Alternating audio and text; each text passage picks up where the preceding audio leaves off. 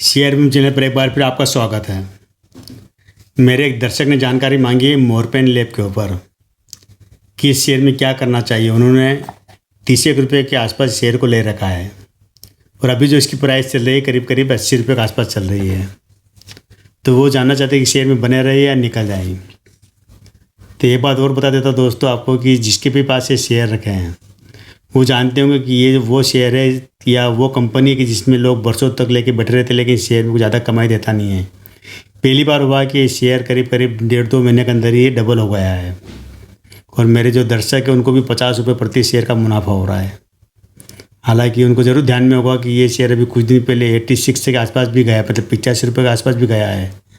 तो वो सोच रहे होंगे शायद कि वापस 85 रुपये पर चले जाए तब निकले। लेकिन कभी कभी ऐसा होता है कि शेयर इस लेवल से भी नीचे गिर जाता है। ये मोरपेन लैब का इतिहास रहा है। आपको बता दो कि ये 2021 में एक बार 71 रुपीज़ के आसपास जा चुका है। 2021 में गिरते गिरते वापस से 27 रुपये पर आ गया था। तो कहीं ऐसा ना हो कि इस बार भी ये 85 रुपये से वापस गिरते गिरते अभी 80 रुपये पर तो आ गया, 79 रुपये पर है, 79 रुपये पर। तो हो सकता है कि वापस 50 रुपये 40 रुपये पर चले जाए। कुछ नहीं कह सकते, लेकिन कंपनी क्या है, कंपनी का बिजनेस क्या है और कंपनी में अभी क्या क्या घट रहा है, सारी जानकारी मैं आपको इसी वीडियो में दूंगा। पहले हम इसका डेटा जान लेते। डेटा क्या है, तो संजय सूरी और सुशील सूरी इन्होंने इस कंपनी की स्थापना की थी 1985 में। फिर 84-85 बात की तब स्थापना की थी इन्होंने हिमाचल के बद्दी से। अभी करीब कह सकते मात्र करीब 40 साल हो चुके कंपनी को बने गए। अभी तक इसकी शेयर की प्राइस 100 रुपये के अंदर ही है, लेकिन ये हमेशा नहीं रहा है। ये शेयर स्प्लिट हो चुका है, आपको बता दूँ इसके अंदर, और डिविडेंड कंपनी दे चुकी है। तो इसका अगर हम हाई और लो अगर सारी देखेंगे तो आपको पता लगेगा कि शेयर 800 रुपये तक जा चुका है, लेकिन अब स्प्लिट होने के कारण इसकी प्राइस कम हो गई है। तब डेटा ये है कि करंट प्राइस इसकी है 79 रुपीज़ 50 पैसे के आसपास है। मतलब मोटा मोटा आप 80 रुपये मान सकते हैं। मार्केट के 4,370 करोड़ का मार्केट कैप है इसका। एक महीने का हाई देके जाए तो वो 86 रुपये का रहा है एक डेढ़ महीने का, और लो रहा है इसका 55 रुपये का। एक साल का हाई देखेंगे तो वो रहा 86 रुपये का, और लो रहा है इसका एक साल के अंदर 31 रुपये का, 31 रुपीज़ का। मेरे दर्शक ने इसी प्राइस के आसपास खरीदा हुआ है शेयर है। ऑल टाइम का हाई देखेंगे तो वो मिलेगा आपको 840 रुपये का हाई रहा है, और लो रहा है इसका 2 रुपये 5 पैसे का। ये जरूर लेवल आपको ध्यान रखना है। फेस वैल्यू इसकी 2 रुपये है, बुक वैल्यू इसकी अभी 16 रुपये के आसपास है। मार्केट कैप इसका 4,370 करोड़ का है। पीई इसका है 37 रुपये का। ठीक है, इसमें ये कंपनी 2 बार राइट इशू आ चुकी है, लेकिन ये 2000 की बात है, सन 2001-2 के आसपास की बात है। और ये कंपनी डिविडेंड दे चुकी है, एक करीब बहुत छोटा डिविडेंड देती, 10 पैसे 15 पैसे डिविडेंड देती कंपनी। बोनस कंपनी ने अभी तक दिया हुआ नहीं है। शेयर स्प्लिट हो चुका है। 2000 में स्प्लिट किया था उन्होंने, दो फेस वैल्यू 10 रुपये से घटा के 2 रुपये का दिया, यानी कि जिसको भी आईपीओ में एक शेयर मिला होगा। इसका आईपीओ आया था 1992 में आईपीओ आया था, बता दूं मैं आपको। और ये 15 रुपये शेयर प्राइस के आधार पर लिस्ट होता है शेयर मार्केट में। शेयर के 5 शेयर बन चुके हैं इसके अंदर। ये शेयर अगर आप मल्टीप्लाई करेंगे, अभी है 5 से मल्टीप्लाई करेंगे 80 रुपये का, तो वो करीब 400 रुपये बैठता है। और आईपीओ में शेयर मिला था 15 रुपये में। तो आप सोच सकते हैं कितना गुना शेयर बढ़ चुका आईपीओ के बाद से, मतलब 92 के बाद से। अभी मान सकते हैं आप 8 साल ये और 24 करीब 32 साल हो गए। तो 32 साल में इतना गुना शेयर बढ़ चुका है। लोगों को जिन्होंने कभी इन्वेस्टमेंट किया इतना पैसा उनको मिल चुका है। अब हम बात करेंगे इसकी होल्डिंग की। तो प्रमोटर के पास होल्डिंग अभी 35.66% होल्डिंग है। ये कि अगस्त 2024 की बात है, और मार्च 2024 में इनके पास 38.22% होल्डिंग थी। यानी कि इन्होंने 2.5 से मतलब 2.5% होल्डिंग घटाई है प्रमोटर ने, केवल मतलब मार्च से लेकर अगस्त तक के बीच में। विदेशी होल्डिंग एफआईआई की होल्डिंग इसके अंदर अभी है 7.72%। यानी कि जो इनके पास जो मार्च 24 में जो होल्डिंग थी 1.85% की होल्डिंग थी एफआईआई के पास।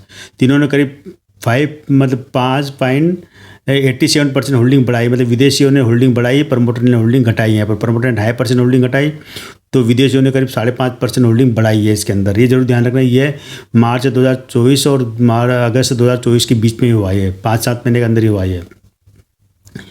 सरकार के पास इसके अंदर होल्डिंग बहुत नाम मात्र की है। पब्लिक के पास इसके अंदर अभी है 53.77% होल्डिंग है, लेकिन मार्च 2024 में पब्लिक के पास 57.76% होल्डिंग हुआ करती थी। तो यहाँ पर करीब 4% होल्डिंग पब्लिक ने घटाई है।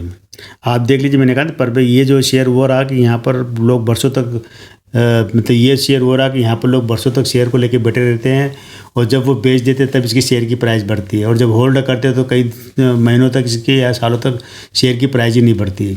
इस कारण यहाँ पर पब्लिक ने करीब करीब 4% होल्डिंग घटा दी है।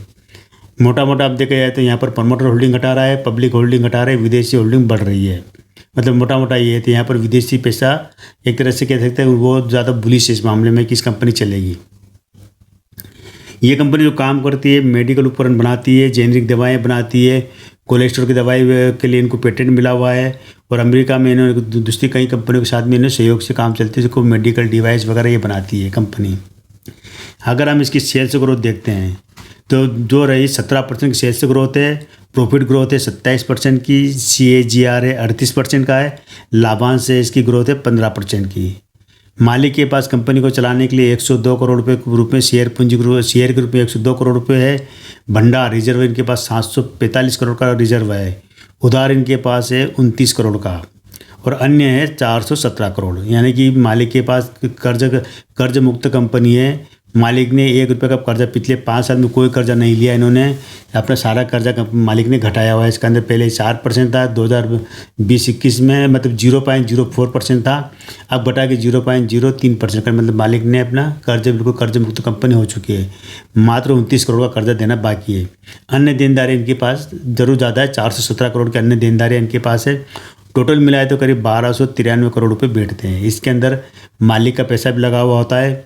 अचल संपत्ति मालिक के पास है 307 करोड़ की अचल संपत्ति, जो भी जमीन जायदाद वगैरह जो होगी, फैक्ट्री वगैरह, उसकी अचल संपत्ति है 307 करोड़ की। ये जो ध्यान रखें इसके अंदर जो बेसिक पॉइंट है इसको। अब हम बात करते हैं इसके रेवेन्यू की। तो रेवेन्यू यहाँ पर हम बात करेंगे 5 क्वार्टर का काम करते हैं आज इसमें चर्चा, कि जून 2023, सितंबर 2023, दिसंबर 2023, मार्च 2024 और जून 2024। अगर हम ये रेवेन्यू देखते हैं तो अभी लेटेस्ट रेवेन्यू इनको आया है 455 करोड़ का रेवेन्यू आया, खर्चा हुआ है 404 करोड़ का, और 36 करोड़ का इनको नेट प्रॉफिट हुआ है जो जून 2024 में। मार्च 2024 में इनको रेवेन्यू आया 423 करोड़, 375 करोड़ का खर्चा हुआ और 29 करोड़ रुपये की नेट कमाई हुई है। दिसंबर 2023 में इनको 445 करोड़ का रेवेन्यू आया, खर्चा हुआ 394 करोड़ और कमाई हुई इनको 32 करोड़ की। सितंबर 2023 में इनको 422 करोड़ का रेवेन्यू आया, 388 करोड़ की इनको खर्चा हुआ और 21 करोड़ की कमाई हुई है। जून 2023 में देखा जाए तो 401 करोड़ का रेवेन्यू आया इनको, 375 करोड़ खर्चा हुआ और 15 करोड़ की कमाई हुई।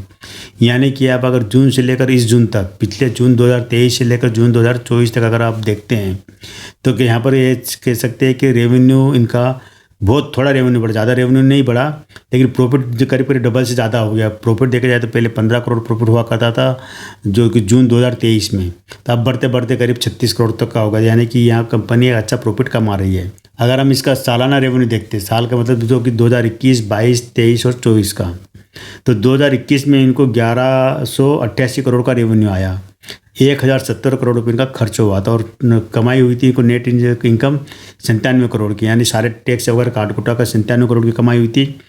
2022 में इनको 1547 करोड़ का रेवेन्यू आया और 1410 करोड़ का इनका खर्चा हुआ, 102 करोड़ की कमाई हुई।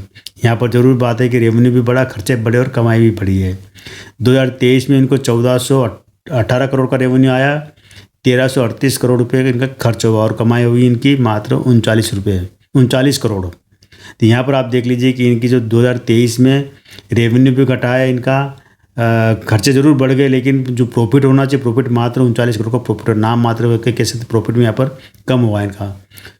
जून अभी जो 2024 की बात है, 2024 में इनको 1690 करोड़ का रेवेन्यू आया और 1532 करोड़ रुपये खर्चा हुआ और 97 करोड़ की इनको नेट इनकम हुई है, प्रॉफिट हुआ इनको। यानी कि 2022 जो कोरोना का दौर था उस समय इस कंपनी की ज़बरदस्त इनकम हुई है, और उसके बाद में इनकी मतलब जो प्रॉफिट कम होते जा रहा है धीरे धीरे, लेकिन अभी वापस प्रॉफिट ठीक होने लगा है। जो कोरोना के समय इनकी कमाई इसलिए हुई थी, बता दूं मैं, कि इन्होंने क्या किया था कि जो रशियन जो वैक्सीन थी स्पुतनिक, उसका निर्माण उन्होंने शुरू किया था यहाँ पर अपने देश में। इसी कारण उस समय इनकी कमाई ज़बरदस्त बढ़ी थी, जो कि कोरोना का दौर था, 2022 की बात है। तो उसके बाद से इनका ज़रूर ये है कि रेवेन्यू कम हो रहा, प्रॉफिट मार्जिन कम हो गया अब, लेकिन अभी वापस इनका 97 करोड़ रुपये का इनको प्रॉफिट हुआ, जो कि अभी पिछले क्वार्टर में है।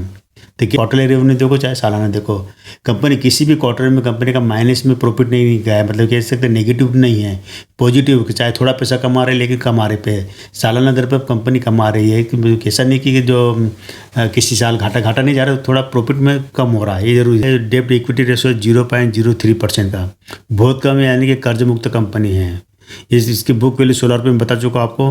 5 साल में कंपनी ने कोई भी कर्जा लिया हुआ नहीं है। तो हम बात करते हैं कंपनी करती क्या है, ये भी जरूर ध्यान रखना चाहिए कि जो भी एक मॉर्फिन लेकर करके जो कंपनी ये कई तरह की दवाई बनाती है, जेनरिक दवाई बनाती है, हार्ट की दवाई बनाती है, डायबिटीज़ की दवाई बनाती है। इसके अलावा ये जो कंपनी जो ग्लूकोमीटर होता है, जो शुगर नापने के वो मीटर बनाती है, ब्लड प्रेशर के मीटर बनाती है। इसके अंदर कई तरह की ये मेडिकल उपकरण बनाती है, यानी कि 2 क्षेत्र में काम करती है। एक तो क्या होता है कि जो डिवाइस वगैरह बनाना, मतलब बाहर से भी इंपोर्ट करती है वो बनाना, और दूसरा क्या है कि दवाएं, जेनरिक दवाएं वगैरह ये बनाना कंपनी काम। अच्छा, कई तरह सर्दी जुकाम, एलर्जी की दवाई, एलर्जी के इनहेलर बनाना, जो एलर्जी वाले काम होते हैं वो बनाते हैं। तो एक तरह से कंपनी कैसे तो ओवरऑल बिजनेस बढ़िया है, बिजनेस कभी ख़त्म होने वाला नहीं है।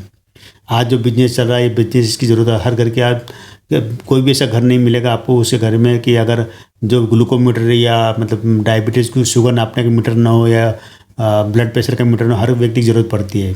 और सबसे अच्छी बात है कि जो इनके जो डिवाइस होते हैं काफ़ी ज़्यादा फेमस भी है, हर किसी घर में मिल जाएंगे। और उसकी जो प्राइस भी मतलब और जितनी जो दूसरी कंपनियां हैं उसके मुकाबले सस्ते होते हैं, और ज़्यादा लॉन्ग टाइम से चलने वाले बनाते हैं ये डिवाइस। दवाई मतलब एक फार्मा के रूप में काम करती है और मेडिकल उपकरण बनाने में काम करती है। इनकी देखा जाए तो बद्दी, हिमाचल के बद्दी वगैरह में इनके 2-3 जगह मैन्युफैक्चरिंग यूनिट लगी हुई है, वहीं से बनाती भी है, असेंबल भी करती है और बाहर से बुलाती है। दुनिया के करीब 80 देशों में इनका कारोबार है, 80 देशों तक इनका जो प्रोडक्ट जाते हैं हमारे देश और हमारे देश के बाहर। इसका जो मार्केट कैप के हिसाब देखा जाए तो शेयर की प्राइस अभी ठीक ठाक है, कोई बहुत ज़्यादा भी नहीं है, बहुत ज़्यादा कम भी नहीं है, न ज़्यादा है। लेकिन एक जरूर ध्यान रखना है कि आपको कि ये कंपनी बहुत धीरे चलने वाली कंपनी है। आप अगर शेयर में इन्वेस्टमेंट करते हैं, शेयर लेते हैं, तो ये आपको ये कि लंबा समय तक इंतजार कर सकते तब भी लेना है, क्योंकि ये शेयर एक बार चढ़ने के बाद में कई दिनों तक उसी प्राइस पे बना रहता है। हाँ, अगर आपने जो मेरे दर्शक ने 30 रुपये के आसपास ले रखे वो प्रॉफिट में है, चाहो तो थोड़ा बहुत प्रॉफिट बुक कर सकते हैं, वापस जब कभी गिरेगा डाउन मिले तब आप ले लेना। और लेकिन वो भी सकता चढ़ भी जाए वापस, यहाँ से चढ़ जाए, लेकिन अभी कुछ नहीं कह सकते। अभी जो जैसे दौर आता है वैसे कंपनी जो मेडिकल जैसे फार्मास्यूटिकल कंपनियाँ, क्या होता है कि जब अभी जैसे बारिश का सीज़न चल रहा है तो उस समय क्या थे, जितनी बीमारियाँ बढ़ती है तो उसके हिसाब से इनका बिजनेस बढ़ता है तो इनकी कमाई होती है। पर ये कंपनी अपने निवेशकों को डिविडेंड नहीं देती, बोनस नहीं देती है। नाम मात्र डिविडेंड कभी दिया होगा, बोनस कंपनी देती नहीं है। शेयर स्प्लिट यहाँ पर थोड़ी कंजूस है कंपनी कमा रही है तो अपने निवेशकों को देना चाहिए। हर साल कमा रही है, हर क्वार्टर में कंपनी अच्छा पैसा कमा रही है, लेकिन निवेशकों को कुछ भी नहीं दे रही। ये जरूर एक बहुत बड़ा नेगेटिव पॉइंट है। दूसरा नेगेटिव पॉइंट है कि प्रमोटर अपनी होल्डिंग कम कर रहे हैं, ये भी एक नेगेटिव पॉइंट बनता है। अच्छी बात यह है कि इस पर विदेशी FIs लोग अपनी होल्डिंग बढ़ा रहे हैं। नेगेटिव बात अगली है कि पब्लिक यहाँ पर अपनी होल्डिंग कम कर रही है। ये कुछ चीज़ें ऐसे पॉइंट है कि इसमें ज़रूर ध्यान देने की जरूरत है कि शेयर में बने रहे या निकल जाए। हालांकि मर्जी आपकी रहेगी। मेरे दर्शक ने जानकारी मांगी थी, वो जानकारी मैं आपके लिए लेकर आया हूँ। तो आज का दोस्तों इतना ही, कल फिर मिलते हैं हम एक नए वीडियो के साथ, नई जानकारी के साथ। तब तक इस चैनल पर बने रहिए, शेयर कीजिए, सब्सक्राइब कीजिए।